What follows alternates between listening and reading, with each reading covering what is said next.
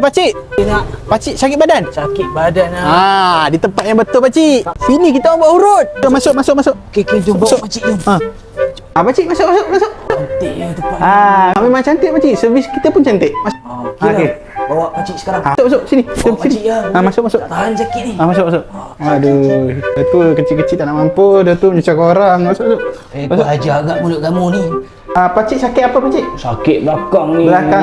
Okey. Pakcik nak yang crack lah. Boleh jugalah. Tarik nafas. Terkeluar tu. Ini tulang pakcik ni. Ni tulang pakcik saya simpan dulu. Ini sakit betul ni.